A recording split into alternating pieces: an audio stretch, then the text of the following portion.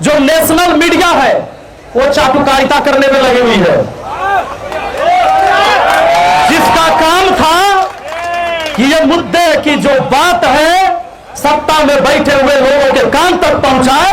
तो वो सवाल ये करता है कि 60 साल के सोनम वांगचुक जी भूख हड़ताल पर है, दीपिका काहे नहीं है? दीपिका भूख हड़ताल पर काहे नहीं?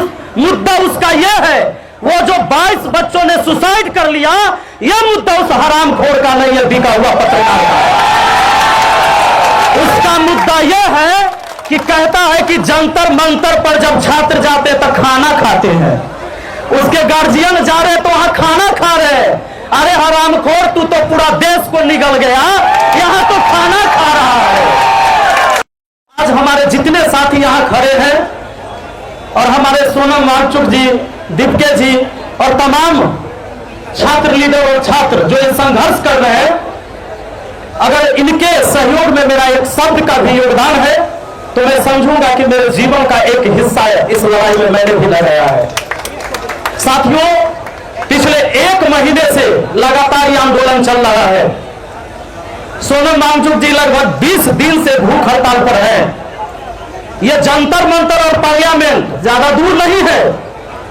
पूरा देश यह जान चुका है कि मुद्दा क्या है। जहां 22 से अधिक छात्रों की जान गंवाए हैं वो छात्र थे जो हमारे देश के कोहिनूर थे, लेकिन यह खबर हमारे पार्लियामेंट तक नहीं पहुंच रहा है। वजह क्या है? जो नेशनल मीडिया है वो चाटुकारिता करने में लगी हुई है, जिसका काम था कि ये मुद्दे की जो बात है सत्ता में बैठे हुए लोगों के कान तक पहुंचाए। तो वो सवाल ये करता है कि 60 साल के सोनम वांगचुक जी भूख हड़ताल पर है, दीपिका काहे नहीं है? दीपिका भूख हड़ताल पर काहे नहीं? मुद्दा उसका यह है, वो जो 22 बच्चों ने सुसाइड कर लिया, यह मुद्दा उस हरामखोर का नहीं है, बिका हुआ पत्रकार का।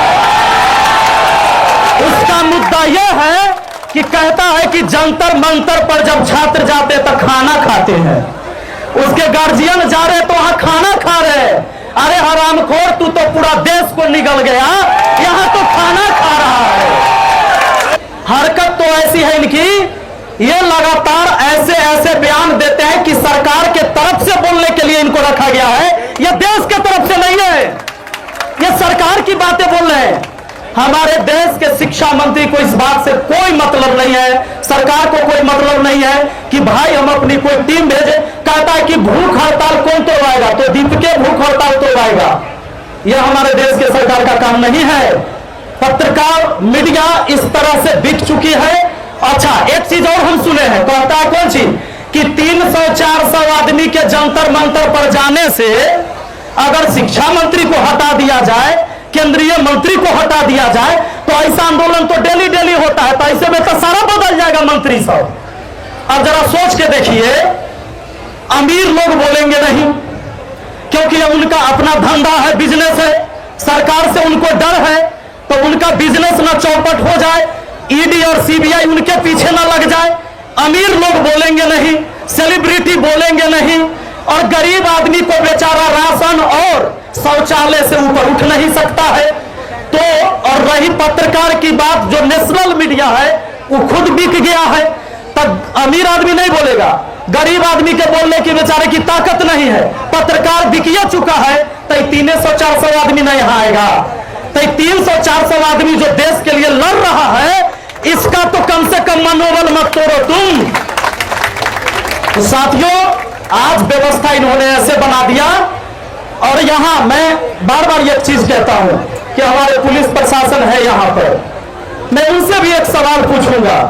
आपके भी बच्चे पढ़ते हैं, कोई नेता अगर चोर साबित हो जाए और जनता ये बता दे कि ये नेता चोर है, आप उसका कुछ नहीं बिगाड़ सकते।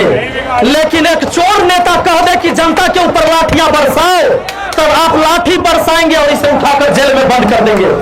तो यह हमारी पुलिस सरकार के लिए है या जनता के लिए है? लेकिन मैं उन पुलिस के जवानों से भी कहूंगा कि ये जो 400, 500, 1000, 10,000 लोग लड़ाई लड़ रहे हैं, ये आपके बच्चे के भविष्य के लिए भी लड़ रहे हैं, ये अपने लिए नहीं लड़ रहे हैं। यहाँ जो लोग अपने परिवार को छोड़कर यहाँ आए हैं और लड़ाई लड़ रहे हैं, ये सबके हिस्से की लड़ाई है। भारत माता